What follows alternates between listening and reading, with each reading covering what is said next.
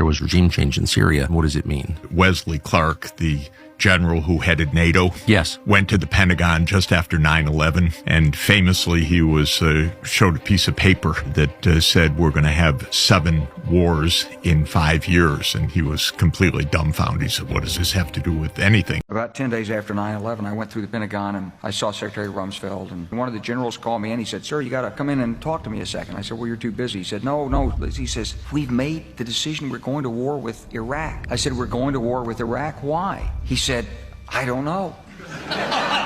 He said, "I guess they don't know what else to do." I said, "Well, did they find some information connecting Saddam to Al-Qaeda?" He said, No. He says, "There's nothing new that way. They just made the decision to go to war with Iraq." He said, "I guess it's like we don't know what to do about terrorists, but we got a good military and we can take down governments." So I came back to see him a few weeks later, and by that time we were bombing in Afghanistan. I said, "Are we still going to war with Iraq?" And he said, "Oh, it's worse than that." He said, "I just got this down from upstairs," meaning the Secretary of Defense's office today, and he said, "This is a memo that describes how we're going to take out 7 countries in 5 years, starting with Iraq and then Syria, Lebanon, Libya, Somalia, Sudan, and finishing off Iran." 7 countries. We've been at war in 6 of them now, including in Syria.